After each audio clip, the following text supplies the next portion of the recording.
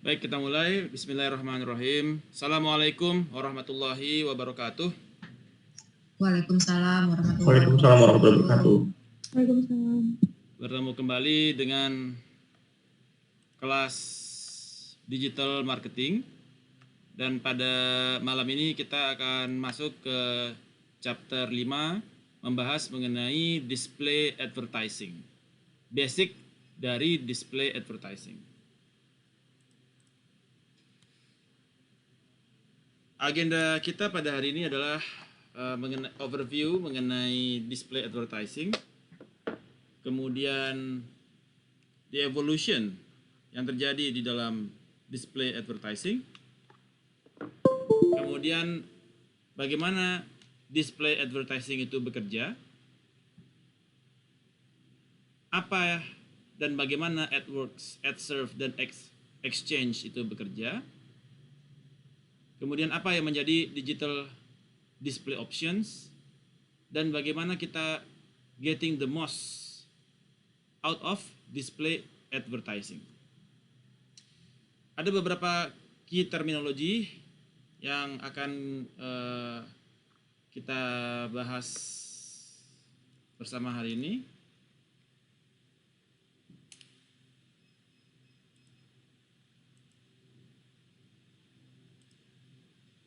Yaitu ada yang disebut dengan impression. Impression adalah berapa banyak display advertising kita show di dalam search result page. Ya. Kemudian ada lagi key terminologi yang kedua adalah view through, yaitu ketika seseorang melihat display ads dari produk Anda dan kemudian dia beli dengan cara dia klik dan masuk ke website atau melakukan organic search, ya. Itu disebut dengan view through. Kemudian ada attribution, adalah mengevaluasi marketing touch point dari ketika customer dia mulai melihat sampai dia purchase. Jadi ada path to purchase. Ya. Nanti kita akan bahas di dalam topik ini. Kemudian ad exchange, ya. Digital marketplace yang mengenable kepada advertiser dan publisher untuk buy and sell advertising space. Kemudian ada ad networks, sebuah agregator, ya, untuk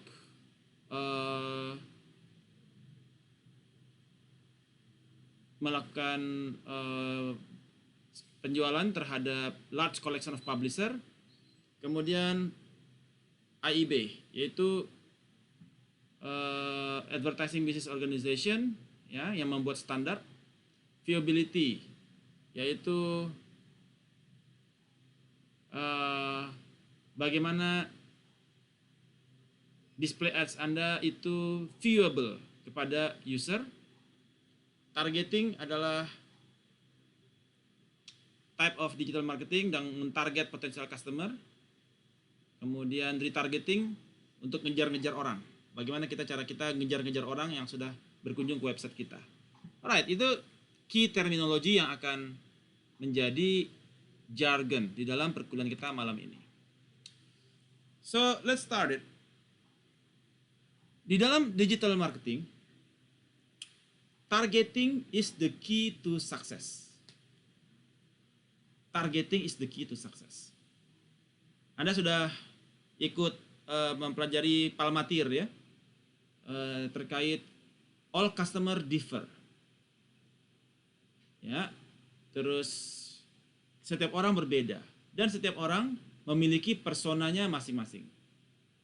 So, di dalam targeting sebagai the key to success, maka kita perlu melakukan targeting kepada kita punya customer agar kita bisa provide deeper level of segmentation. Kita perlu memastikan bahwasanya online value proposition yang kita berikan kepada customer sesuai dengan needs and wants mereka. Oleh karena itu, agar produk yang kita tawarkan itu sesuai dengan needs and wants mereka, maka kita perlu melakukan segmentasi untuk mendapatkan persona dari customer. Ya. Ada personanya yang dia digital savvy, ada yang personanya dia misalkan fashion lover, ada yang personanya dia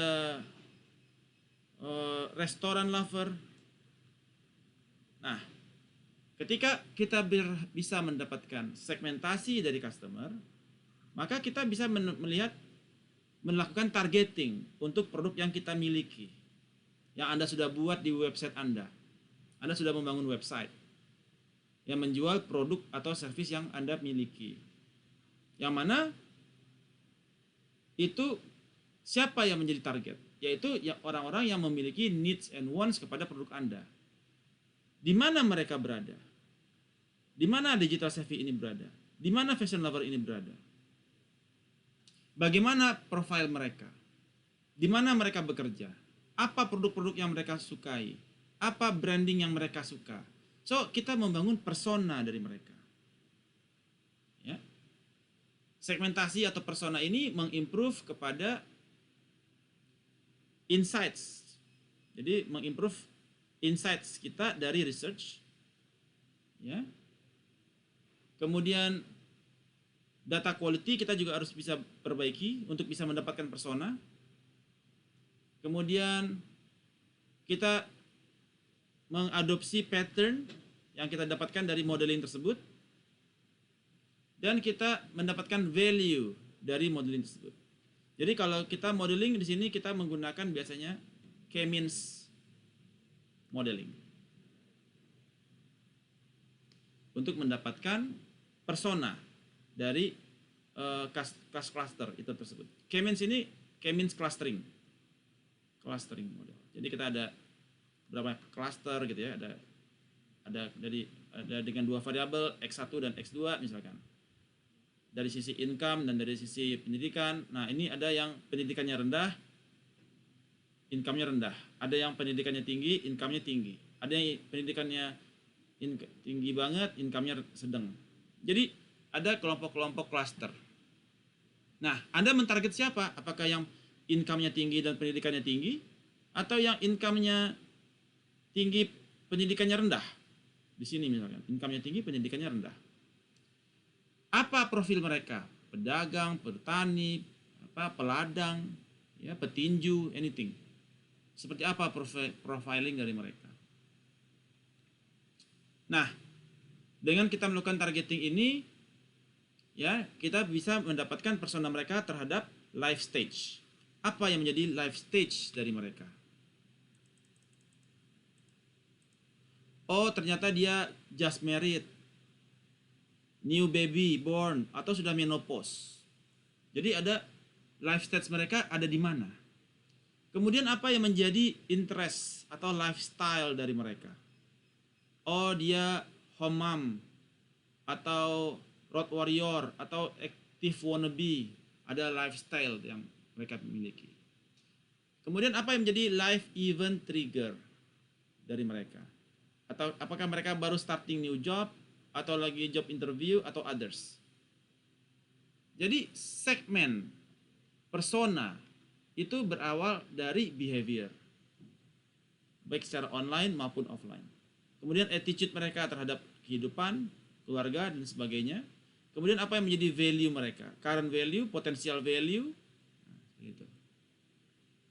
To create detailed sub-segments that will benefit from highly targeted messaging offers. Nah,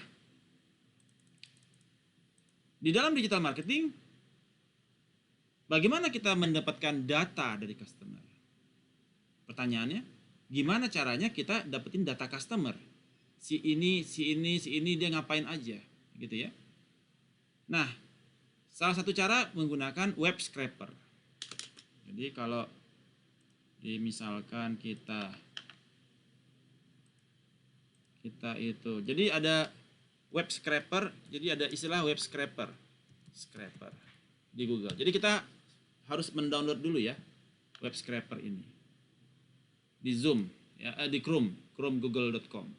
Jadi ada Chrome Web Store, kemudian kita download web scraper. Jadi kita melakukan scraping terhadap website. Ya. Kita mau tahu behavior orang-orang yang masuk ke sebuah website misalnya. Nah, setelah kita download ini, misalkan kita buka website, misalkan apa? www.tokopedia misalkan, tokopedia.com.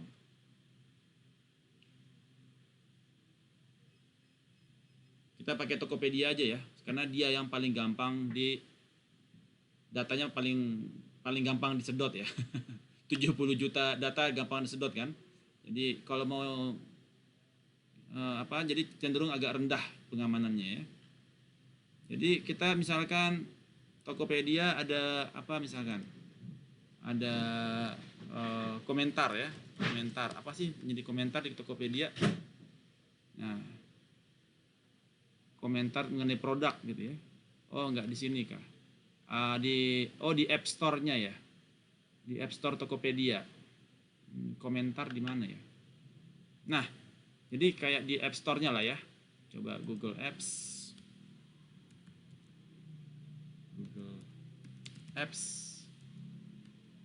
Kemudian Google Apps Tokopedia.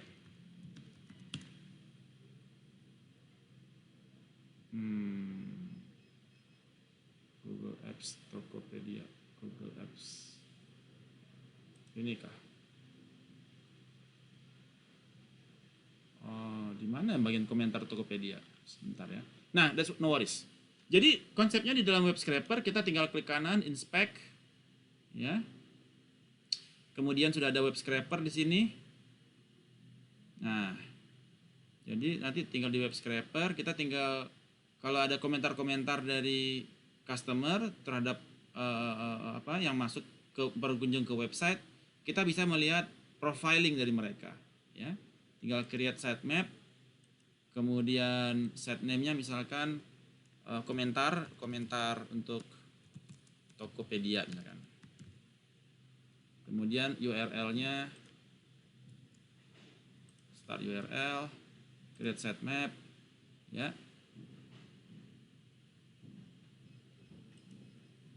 Ini komentar, nggak boleh spasi. Create sitemap.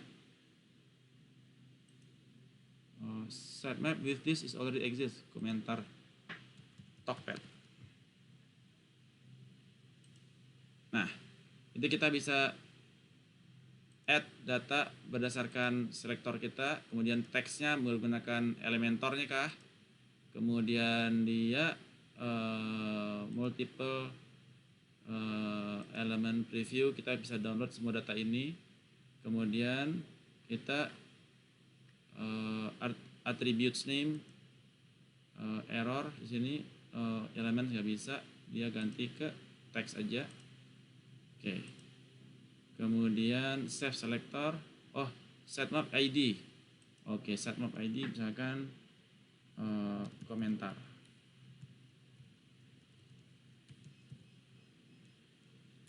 Tokped. Ya, save selector, nanti kita bisa download. Jadi Anda harus download dulu web scraper. Nanti Anda bisa baca itu di RStudio, ya. Di RStudio nanti tinggal Anda baca apa yang menjadi datasetnya dia. Misalkan untuk komentar Tokped yang sudah saya download nih. Nah, ada IP address, yang datang kunjungan sini, komentarnya ini. Ada IP ini, komentarnya ini. Ada ini, komentarnya ini. Jadi kita bisa melihat apa yang dikomentari oleh customer di Tokopedia, ya, dari IP address tersebut. Nah, kemudian dari sana kita bisa juga membangun, kalau cuma dari komen dan sebagainya. Kemudian kalau kita bisa punya API, kita bisa tarik data-data mereka. Jadi kalau kita punya API, misalkan API dari Twitter misalkan. Kalau misalkan API dari Twitter, misalkan Kayak saya ini Twitter. Jadi kita bisa download menggunakan API. Kalau websitenya Anda punya API terhadap website tersebut, Anda bisa download lebih detail ya.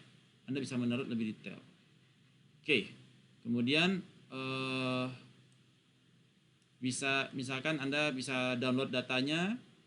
Kalau Anda punya API terhadap sebuah website, dia kasih API-nya kepada Anda bisa download semua transaksi di sana, semua kejadian di sana, semua action yang ada di sana. Nah, dari sana Anda bisa melakukan apa yang tadi disebutkan, apa yang menjadi pola data-data yang bisa kemudian Anda bangun untuk membangun profiling, persona dari customer-customer yang berkunjung ke website Anda, ya, atau ke website teman Anda, atau website orang lain yang API-nya Anda punya, gitu ya. So, itu salah satu teknik kita di dalam membuat persona dari device, IP address yang berkunjung kepada sebuah website. So far so good? Any questions? Araso? Araso, Pak. Oke. Nanti tugas Anda membangun segmentasi ini ya. Kalau Anda sudah oke semua, nanti sudah paham, oke, nanti tinggal tunggu tugasnya untuk membangun clustering model kepada nasabah yang customer yang berkunjung ke sebuah website. Jadi nanti data itu Anda dapatkan, kemudian Anda menggunakan SPSS statistik untuk membangun clustering model. Jadi nanti data-data itu, data yang Anda dapatkan, Anda akan diminta tugas berikutnya, tugas kedua adalah membangun clustering model terhadap customer yang berkunjung ke sebuah website. Ada yang personanya A, personanya B, personanya C berdasarkan data tersebut. Sebagai contoh, ini saya buatkan contoh dulu ya. Nanti menyusul. Kita lanjutkan dulu aja. SPSS-nya sudah dibuka. So, targeting is the key to success. The data yang kita dapatkan itu helps advertiser better meet specific goals. Yeah. We can meet specific goals. Ya, dimana why is it valuable? Sebentar.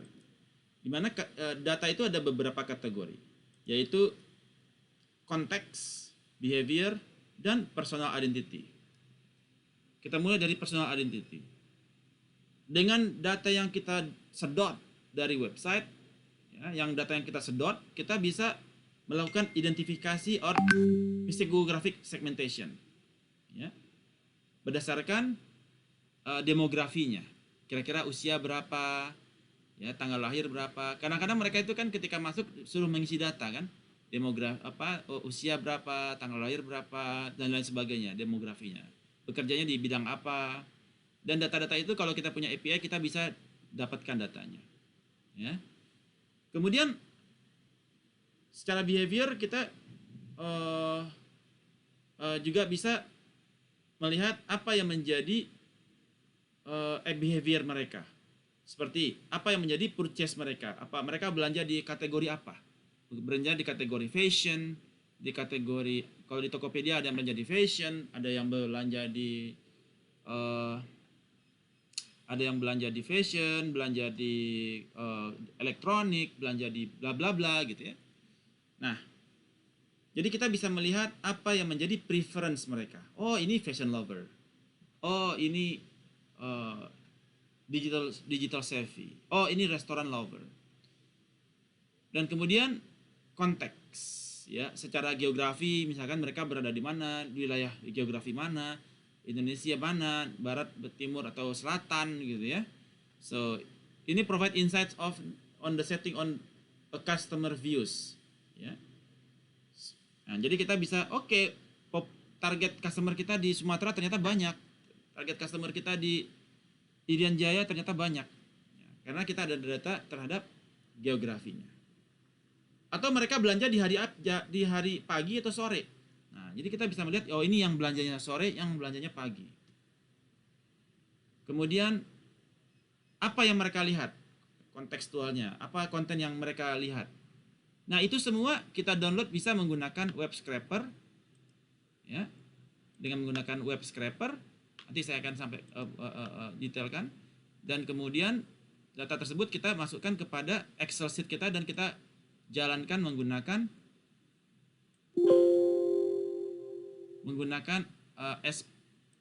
SPSS statistik. Jadi nanti kita akan mainkan ke sini, ya. Kita akan mainkan ke sini. Oke, contoh. Kita bikin contoh satu. New.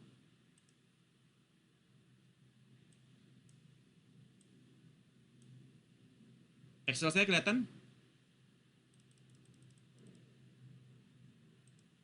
Kelihatan, Pak. Oke. Misalkan ini customer yang Anda download nih ya. Kemudian transaksi dia IP address-nya berapa? IP address berapa? Kemudian dia transaksinya dia di fashion.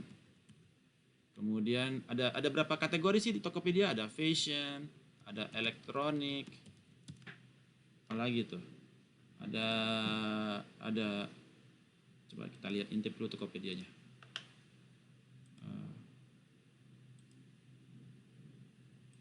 Tokopedia ini ada berapa kategori? Buku, elektronik, komputer, gaming gitu ya. Ada banyak, Pak. Di atas ada lagi. Ya banyak lah gitu ya. Oke, kita ambil contoh aja. Buku, books, ya, gaming, ya oke lah, misalkan gini. Atau yang sederhana lah, fashion, elektronik, entertainment, kemudian entertainment, kemudian fashion, kemudian food, ya ada lagi fashion. Nah, udah segini dulu deh. Nah, jadi ada si IP ini dia, customer ini dia 1, 2, kita sedot ke bawah. Serot, ada 20 customer. IP address run between 10101, kemudian 1010200, 10200. Sorry. Ya. Oke, ini run between. Nah, transaksinya dia di fashion berapa? Run between misalkan 1 juta sampai dengan 5 juta. Kita bisa tarik. Kemudian di sini transaksinya dia dari 5 juta, oke. Sampai segitulah, anggaplah segitu ya. Nah, ini ada cuma berapa kategori ya transaksi yang kita dapatkan, kita sedot dari data Tokopedia misalkan. Ini kita save as dulu.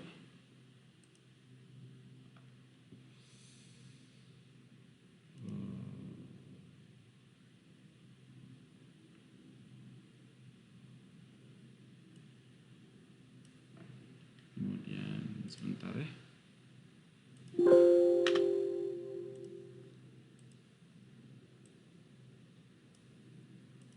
Di mana save-nya? Sebentar.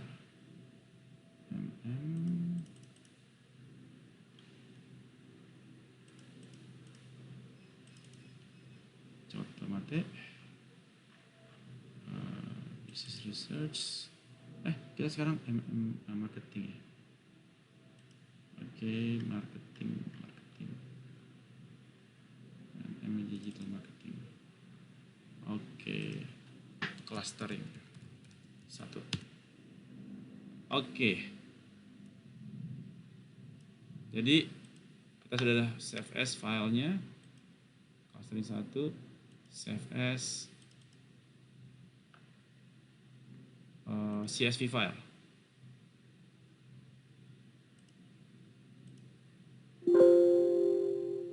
Yes.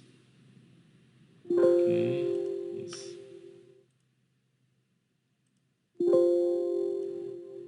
Alright. Sekarang kita import datanya.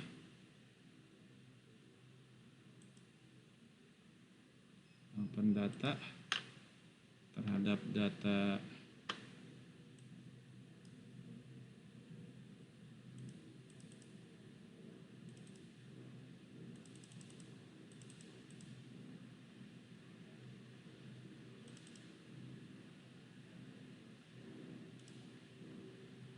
open data. Tipenya diganti dulu, Pak. Apanya? Tipenya Oh diganti. iya. CSV, oke, all files. XLS. CSV. Oke. Ini ya. Ini masih yang XLS. Yang CSV tadi mana ya? Oh, bentar. CSV mana ya? CSV file. Oke. Kok nggak ada? Nggak kebaca mungkin, Pak. Belum kali ya. Sebentar. Oke, saya buka dulu. Oke lah, pakai X ini aja deh. Clustering 1. Bisa nggak? Semoga dia bisa lah ya. Oke. Clustering 1. Mestinya sih bisa. Open.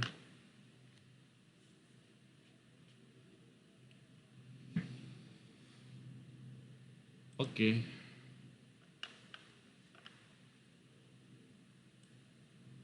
Alright, sudah masuk. Nah, ini ada customer, IP address, fashion, electronic, entertainment, food. Ya. Kemudian kita analyze menggunakan k-means clustering, classify k-means cluster. Kemudian kita masukkan semua kategorinya, fashion, masuk. Kemudian kita mau cari berapa cluster, ada 4 cluster yang kita mau cari. Karena ada 4 produk ya. Kemudian kita jalankan. Maka akan muncul data seperti ini. Nah, muncul data ini. Oke. Sekarang saya tanya. Oke, cluster 1 terdiri dari 4 customer, cluster 2 2, cluster 3 4, cluster 4 10. Pertanyaan saya gampang. Mana yang fashion lover? Cluster 1, 2, 3 atau 4?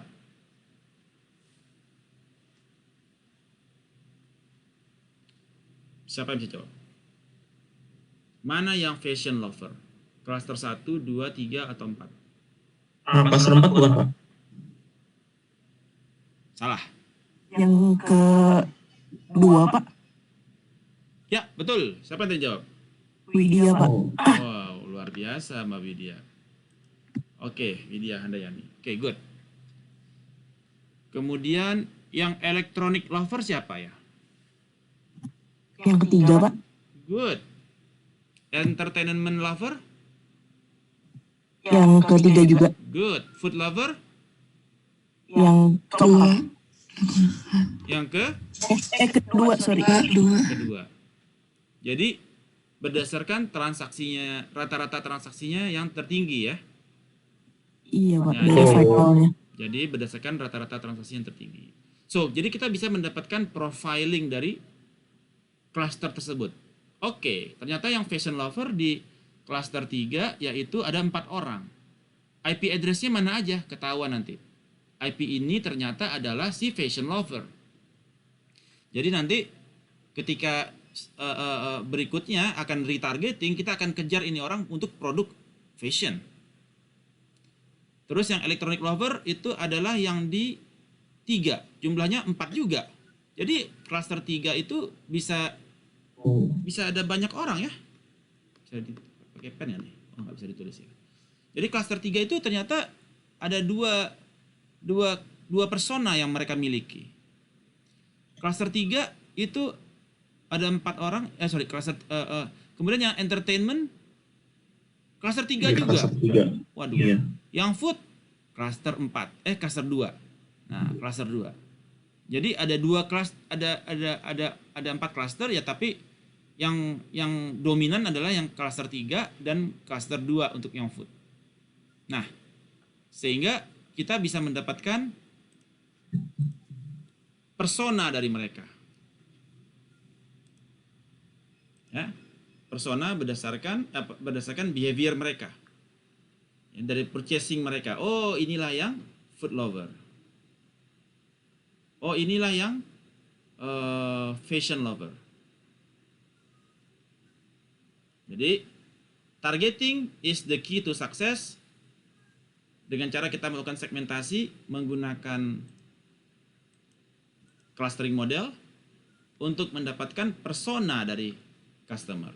Sehingga dari personanya itu kita bakalan tahu apa yang menjadi interest mereka.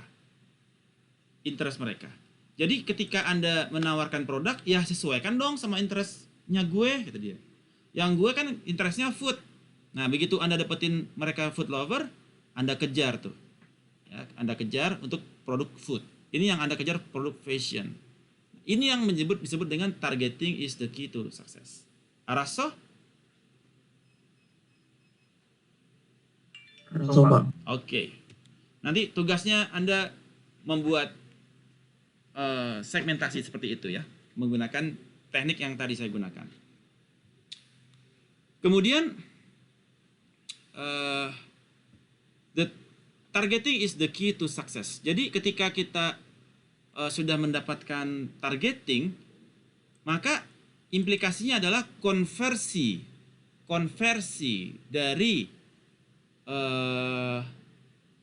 dari mereka yang AIDA, mereka yang aware, interest, desire, and call to action, itu konversinya dia lebih tinggi konversinya.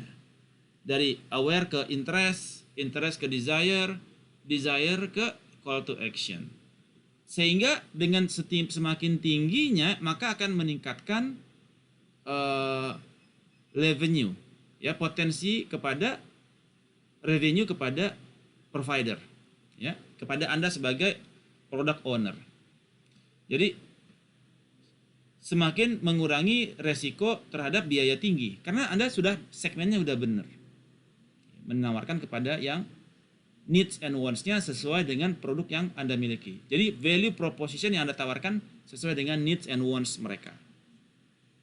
Nah, kemudian timbul masalah ketika Anda sudah memiliki mereka-mereka dengan personanya itu. Jadi di website Anda sudah punya, dari Anda misalkan punya website,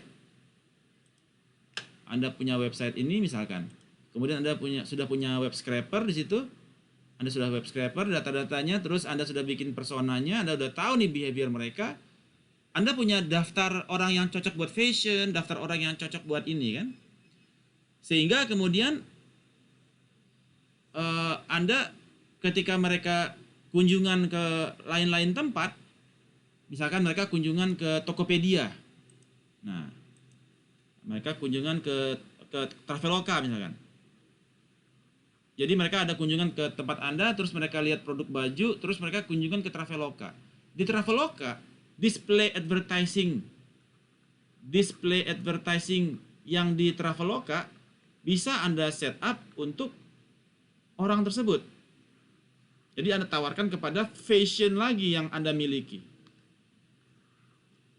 Ya, kita mengejar lagi kepada mereka. Itu disebut dengan retargeting. Orang-orang retargeting adalah digital marketing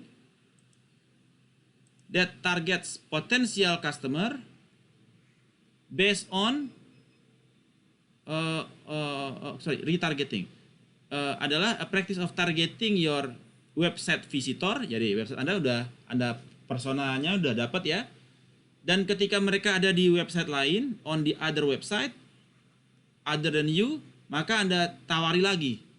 Ya, Anda tawari lagi digital advertising kepada mereka di website manapun mereka berada. Jadi Anda bisa intelligent gitu. Anda spying mereka terus. IP address sekian adalah food lover, udah Anda tag tuh.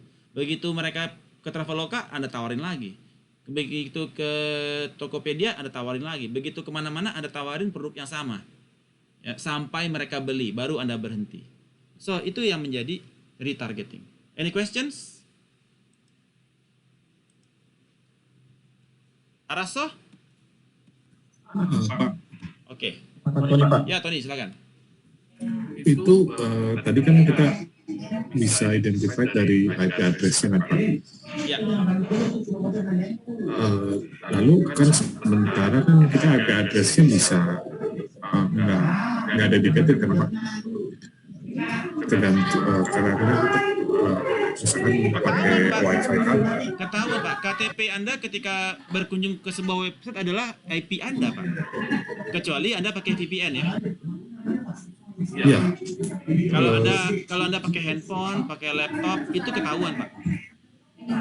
Kalau mungkin ya kalau pakai SIM card ya Pak ya. Tapi kalau saya pakai wifi di area tertentu, apakah sama Pak? Tetap kedetek. IP itu adalah KTP device Pak. Jadi ketika ada suatu device berkomunikasi dengan device yang lain atau aplikasi atau website, yang berkomunikasi itu antara IP address. Kecuali pakai VPN. Ya, itu bisa bisa diakalin sama VPN. Tapi kalau Anda tidak pakai VPN, yang berkomunikasi yang ngobrol itu adalah IP address. Maka kita akan bisa mencatat apa saja menjadi data pembicaraan. Kita bisa saja mencatat apa yang menjadi data pembicaraan mereka berdasarkan kita download IP-nya berapa, komunikasinya apa aja. Ya. Oke. Kemudian ada yang ingin tanyakan lagi? Right. Different types of targeting. Nah, ada banyak targeting, yaitu observe audience secara behaviornya. Oh, ini yang food lover, gitu ya. Atau dia yang converter versus non-converter. Ada orang yang, oh ini converter nih, setelah dikejar dia beli, gitu ya. Ada yang setelah dikejar nggak beli-beli juga, gitu kan. Nah, jadi ada banyak different types of targeting. Jadi secara demografiknya, ya, ada mentarget kepada orang yang usianya 20-25, kemudian marital statusnya setelah menikah. Nah, itu kita bicara kepada demografiknya dia. Atau Anda melihat kepada behavioralnya dia. Transaksinya tinggi yang mana nih? Tergantung produk. Kalau Anda ingin menawarkan produk, tentu tergantung kepada transaksinya dia. Tapi kalau Anda menawarkan produk yang lebih cenderung kepada untuk orang-orang yang akan menikah begitu ya, Anda menawarkan produk event organizer, itu melihat secara demografik. Artinya dia single. Nah, lebih single dan usianya sudah mendekati usia pernikahan. Kemudian tinggal diadu lagi dengan data Instagramnya. Udah punya pacar apa belum? Nah, tinggal download lagi data Instagram orang tersebut dari sini. Kita tinggal pasang IP address-nya Instagram, download datanya, taruh namanya siapa. Misalkan namanya Pak Tony Hartono gitu ya. Nama Tony Hartono di Instagram, keluarin semua Facebooknya, keluarin semua komen dari para teman-temannya. Kapan nikah, kapan nikah, kapan nikah. Oh, kata-kata nikah ada berapa skor kata nikah di sana. Kita bisa analisa kata nikah kira-kira skornya ada 20. Kata pacar ada berapa? Ada 10. Wah, skornya tinggi nih. Ini udah mau nikah. Itu bisa dibaca oleh kita, kemudian ini akan menikah. Maka servis itu kepada yang masih single dan akan menikah. Jadi that easy ya untuk melakukan profiling kepada orang menggunakan data digital. Oke. Nah, display advertising merupakan the second largest channel. Yang pertama adalah email marketing yang sering digunakan. Yang kedua adalah the third ya. Yang pertama adalah email marketing, sosial media, dan display advertising. Yang kelima baru search marketing.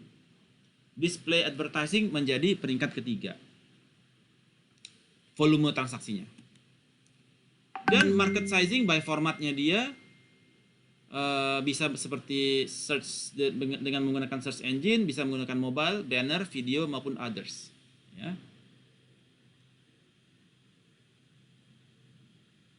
Dan transaksinya display advertising terus meningkat pesat, ya. Meningkat pesat display advertising. Apalagi dengan adanya YouTube, channel YouTube sekarang semakin digital display advertising paling banyak dikonsumsi oleh YouTube. Nah, kemudian salah satu bentuk display advertising adalah banner. Jadi apa yang menjadi critical point dari banner? Di dalam banner, critical pointnya pertama adalah kita perlu memiliki call to action button. Jadi bikin banner, ya contoh banner di mana contohnya ya? Oke. Banner. Alright. Nah, kayak ini nih, ini juga bisa disebut banner nih ya. Nah ini banner. Jadi kalau dia ada sini, kemudian ada lagi nggak bannernya ya? Oke. Seperti ini banner. Kemudian ada call to action button di situ, very important. Kemudian avoid large banner, usahakan jangan pakai large banner, pakai banner yang kecil aja. Kemudian use animation untuk attracting your eyes. Kalau benda bergerak sama benda statis lebih banyak menariknya yang benda bergerak. Kemudian have a border. Kalau begini kan nggak jelas kelihatan bordernya kan, jadi nggak jelas ini banner apa bukan sih karena bordernya nggak jelas ya. Have a clear border. Do not use too much text. Nah ini teksnya teks semua. Jadi lebih banyak ke animasi dan gambar. Be different and use vivid color. Jadi gunakan warna-warna yang intriguing ya, memancing. Oke. Kemudian evolution dari advertising technology landscape. Ini sudah dimulai sejak tahun 96 ya. Kemudian bergerak sampai 2005 dan mulai dulu cuma sekedar agency. Jadi ada publisher, ada agency, tolong dipasang gitu ya. Ada agency, ada customer, ada agency, ada publisher. Jadi si customer datang ke agency datang ke publisher, bekerjasama dengan publisher untuk pasang bannernya di websitenya mereka. Sekarang sudah berkembang menjadi ada disebut dengan agency, ada advertising network, ada advertising serving, ada advertising operation, dan ada analytics dari sisi advertising. Ya. Semakin bergerak sekarang, it is much bigger pie. Ya. Bertambah lagi jargon di dalam digital display advertising. Dan volume semakin besar. Ada ad exchange, ad networks, ad agency, ad serving, analytics, data aggregator, ya, yield optimizer, data optimization, dan sebagainya. Terjadi evolution terhadap teknologi landscape untuk display advertising. Oke. Terus kenapa online display advertising itu important? Karena dia semakin growing at a faster rate than the search display advertising. Bayangkan sekarang Anda di YouTube, ya. YouTube itu kita bisa seleksi kalau Anda mau pasang iklan di YouTube, display advertising di YouTube. Anda bisa seleksi berdasarkan impression, berdasarkan views-nya ada berapa ratus ribu yang melihat. Nah, itulah pendapatan para YouTuber. Jadi mereka dengan tingginya views, mereka menghasilkan pendapatan yang luar biasa, ya. Kemudian the video display ads growing at 29%, ya, year on year. Display is one of the few online mechanism that which can consistently deliver branding impact. Jadi dia memberikan consistently branding impact. Apa implikasi dari branding? Harga lebih mahal. Barangnya sama tapi brandingnya lebih bagus, maka semakin bagus brandingnya harga semakin mahal. Tasnya sama di tas di Senen sama tas di Itali bentuknya sama, kulitnya sama, tapi yang satu brandnya adalah brandingnya adalah Cigarut, kalau di sana brandingnya Gucci. Nah, padahal barangnya sama. Karena apa perbedaannya? Karena brand, yang satu Gucci, satu lagi Garut punya. Ya. Bukan Gucci, jadi Guki gitu ya. Jadi untuk namanya nama-nama fake name. Nah, sehingga display advertising menjadi semakin penting karena implikasi mereka kepada branding. Kalau ada pertanyaan langsung shoot ya. Nah, the complexity of display ad ecosystem ya. Jadi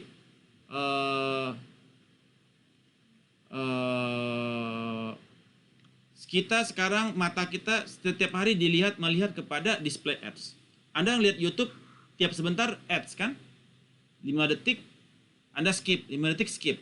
Nah, jadi Anda begitu banyak melihat pemandangan begini, luar biasa. Di website melihat display ads, di YouTube melihat display ads, ya. Sedemikian masif. Nah, bagaimana kalau Anda ingin berbisnis to make traffic from your display advertising? Anda sudah punya website kan? Anda sudah punya produk. Nah, sekarang Anda ingin meningkatkan penjualan produk Anda menggunakan display advertising. How to do that? Pertama, you must make sure bahwasanya your display ad itu adalah dia make it eye catching. Ya. Eye catching, baik yang foto ataupun video, make it eye catching. Kemudian menggunakan high quality image, di mana harus betul-betul gambarnya fokus, easy to see, dan tidak ada face tone di situ. Kemudian smart bidding, nanti kita akan bahas smart bidding nanti di chapter berikutnya terkait display ads yang advance. Bagaimana kita melakukan smart bidding untuk bisa optimize kepada anggaran allocate scarcity of capital kita kepada iklan. Kemudian manage placement. Anda mau pilih YouTube channel yang mana? Nah, nanti kita harus bisa pilih YouTube channel yang paling relevan dengan kita punya product or services. Yang mana mereka memiliki good views, good impression, dan view rate-nya dia tinggi. Ya, jadi kita nanti masuk lagi ke Google Ads, melihat lagi ke YouTube. Siapa aja YouTube yang Anda tertarik untuk melihat, oh kategorinya apa, topiknya apa, views-nya bagus apa enggak, dan kita kemudian kerjasama untuk pasang display advertising di YouTube channel tersebut. Kemudian kita harus review the program. Kalau Anda tidak bisa melakukan measure, maka Anda tidak akan bisa manage kepada program Anda, display advertising Anda. Nah, di dalam jargon berikutnya ada attribution.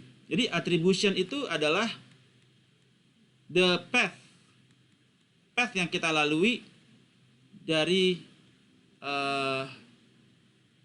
path dari customer dia aware kepada Anda sampai dia purchase. Nah, bagaimana path-nya? Path atau jalur mereka sampai mereka purchase.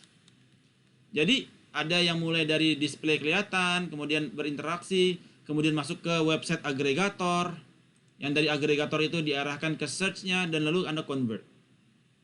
Nah, ada agregator di sana. Ada lagi kan dari search langsung beli barang. Oke, gue mau cari mobil Pajero Sport, new Pajero Sport yang GLX 4x4 untuk gue mau overland, atau gue mau naik gunung, atau gue mau off-road. Lihat di search, dijual mobil ini, langsung convert.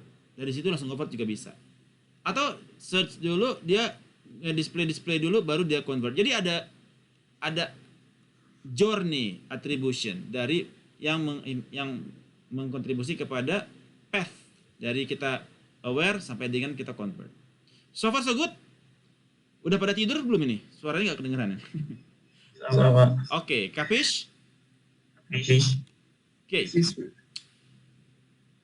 Saya habisin waktu sekitar 10 menit lagi lah, karena saya akan mengejar untuk pemaparan Anda untuk tugas assignment kemarin yang website.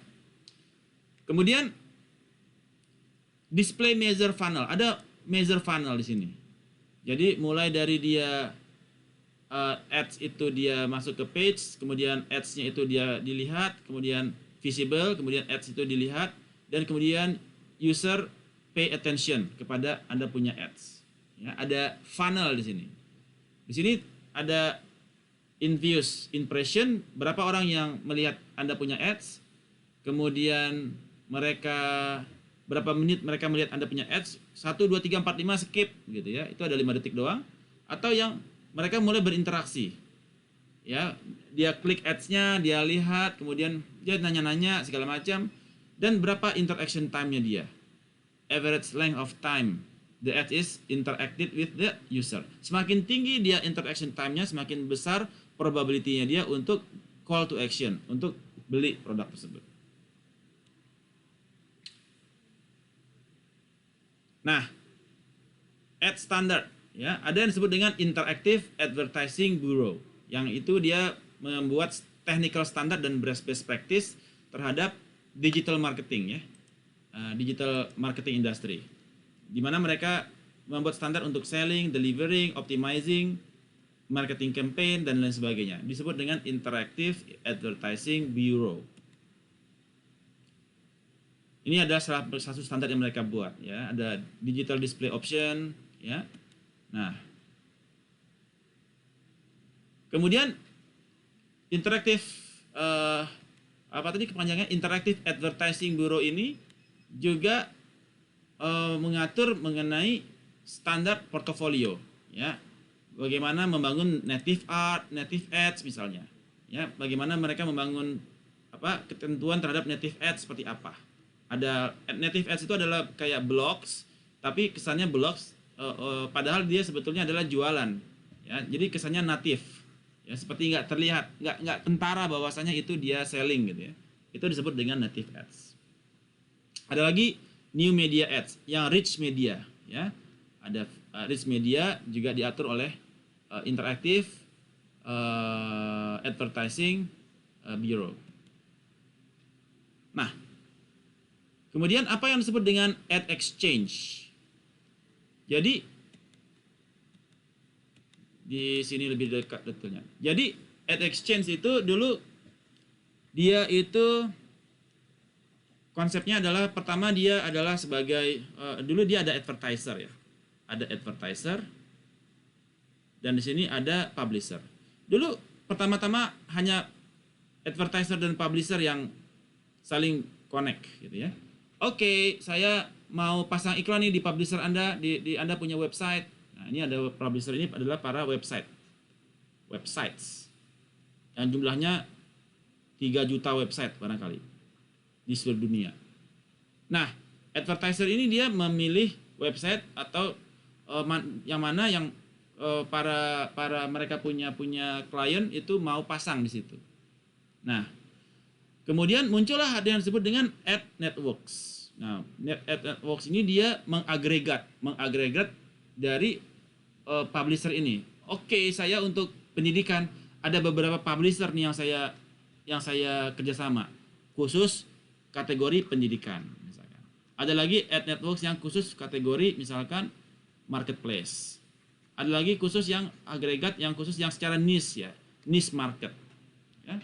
Jadi ada mulai berkembang ad network, dan kemudian sehingga advertiser ini dia ad network, dia baru dari ad network dia berkomunikasi dengan advertiser. Nah, jadi di belakang ad network, di antara ad network ini pun mereka saling komunikasi gitu. Nah, dari publisher ke ad network yang melompok, yang berupa cluster dari publisher itu untuk cluster A, cluster B, cluster fashion. Nah, kemudian dari ad network ini baru berbicara dengan advertiser. So, ini cara kerjanya mereka sekarang. Jadi dari advertiser, publisher, kemudian ada in the middle ada ad network. Oke. Nah, tadi ada yang native ads, ada lagi yang rich media. Yang rich media ini adalah di mana user itu dia bisa interact. Kalau kita pakai rich media banner, user itu bisa interact dengan the ads. Bisa dia mute, dia scroll, dia play games, ya. Anda bisa membuat campaign mengenai rich media ini menggunakan displayvideogoogle.com. Ya, Anda bisa website Anda nanti Anda bisa buat rich media, Anda desain untuk nanti ditaruh di your affiliate marketing, ya. Kemudian ini adalah your mapping, ya, untuk melihat sejauh mana display advertising Anda itu impact-nya kepada customer. Kemudian di dalam melakukan display ada banyak sekali kategori. Ada yang endorsement appeal. Jadi ada yang kayak si Mr. T di A-Team, ya, Mr. T lagunya tetet itu false, salah saya. Jadi kalau ini dia endorsement appeal, Mr. T gitu, ya. Kemudian ada lagi yang dia menganut misalkan sexual appeal. Jadi ada display ads yang dia pakai sexual appeal, pakai bikini dan lain sebagainya. Ada lagi yang adventure appeal. Jadi pastikan bahwasanya ads Anda itu harus yang eye catching dan sexually appealing kepada clustering yang sukanya sexual appeal. Ada lagi clustering yang sukanya adventure, maka Anda tawarkan ads-nya yang adventure. Makanya targeting the customer menggunakan clustering sangat penting. Jadi Anda bisa mengkategorikan dia, apakah dia suka yang endorsement kepada berdasarkan orang yang dia sukai, ataukah dia sexual appeal yang dia sukai, atau yang adventure appeal dan lain sebagainya. That's it materi kita untuk malam ini. Any questions? Pak, berarti kalau misalnya iklan yang enggak, maksudnya ini kan banyak sekali kayak display kills kayak gini Pak ya, apa yang benefit kayak gini, terus dia banyak bergerak tuh, itu masuk sini juga ya berarti? Itu masuk ke rich media. Ke rich itu ya, ke rich tadi. Rich media. Yang Rich media example. Yang dia kita bisa interact, kita bisa scroll, ya, kita bisa play like a game di rich media tersebut, ya. Ya kalau diklik itu langsung ke portalnya si iklan itu kayak gitu. Maksudnya berarti ke rich media itu. Anda kalau mau membuatnya pakai displayvideogoogle.com. Jadi displayvideo.com. Nah, saya coba tadi nggak masuk. Display. Tadi saya verifikasi dulu nih. Ya agak sulit ya. Nanti saya harus daftar dulu kayak ini. Ya harus di Google-nya ya. Gitu ya. Jadi pakai display video apa tadi display video at google.com. Jadi dia udah embed di Google nih. Ya. Jadi Google Ads itu udah luar biasa ya membangun platform ya untuk di display advertising. Any other questions? Oke, you are welcome. Oke, kalau tidak ada kita lanjut untuk pemaparan terhadap Anda punya website.